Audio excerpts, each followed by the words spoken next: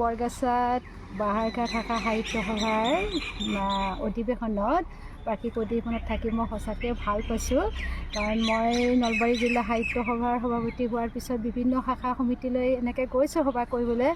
আৰু এই শাখা সাহিত্য সভাবিলাকলৈ গ'লে বা সাহিত্য সভাবিলাকলৈ গ'লে এনেকৈ যে বহুত মানুহক লগ পাওঁ, সাহিত্যপ্ৰেমী মানুহক বা ছাত্ৰ ছাত্ৰীসকলকো লগ পাওঁ। ইয়াত এটা ব্যতিক্ৰম দেখিছোঁ যে আমাৰ সাহিত্য সভাৰ মিটিংবিলাকত সভাবিলাকত ছাত্ৰ ছাত্ৰীৰ উপস্থিতি একদম নাই, কিন্তু ইয়াত দেখিছোঁ ছাত্ৰ ছাত্ৰীসকল আছে। কাৰণ তেওঁলোকে ইয়াতে চিত্ৰাংকন প্ৰতিযোগিতা পাতিছে, শিশুসকলৰ কাৰণে, ছাত্ৰ ছাত্ৰীৰ কাৰণে কবিতা পাণ্ডুলিপি প্ৰতিযোগিতা কৰিছে, গতিকে তেখেতসকল আছে ইয়াতে।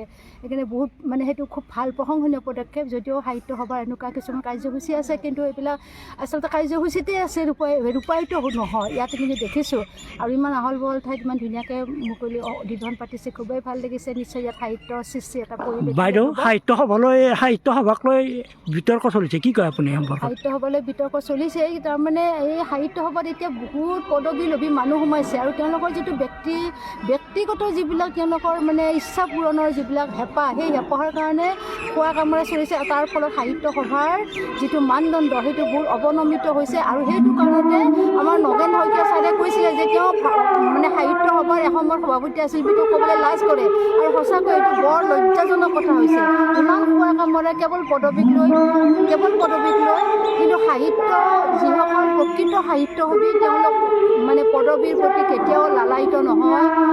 তেওঁলোকে কেৱল সাহিত্য চৰ্চা কৰে, সাহিত্য সৃষ্টি কৰে, সাহিত্যৰ পৰিৱেশ ৰচনা কৰে আৰু আনকো সাহিত্য সৃষ্টিৰ কাৰণে অনুপ্ৰেৰণা দিয়ে। এইটো হ'ব লাগে সাহিত্য সভাৰ মূল দায়িত্ব। বা সমাজৰ আৰু কিছুমান কথা কাম কৰিবলগীয়া আছে সাহিত্য সভাৰ কৰণীয় কাম, কিন্তু সেইবিলাকলৈ সাহিত্য সভাই আজিকালি মন কাণ নিদি পেলাই নিজৰ মাজতে খোৱা কামৰা কৰি থকাৰ ফলত সাহিত্য সভালৈ বিভিন্ন বিতৰ্কৰ সৃষ্টি হৈছে। সাহিত্য সভাৰ আজি দ্বিবাৰ্ষিক অধিৱেশনখন আমি বৰগাছা মিলন হাইস্কুলত বৰগাছা গাঁওবাসীৰ আমন্ত্ৰণ ক্ৰমে ইয়াত অনুষ্ঠিত কৰিছোঁ।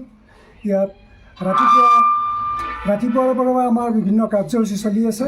এতিয়া আমাৰ মুকলি সভা চলি আছে আৰু ইয়াত যথেষ্ট সংখ্যক আমি মানুহ পাইছোঁ।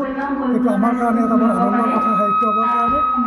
আৰু আমাৰ এই সাহিত্য সভাৰ আজি কিমান বছৰ হ'ল?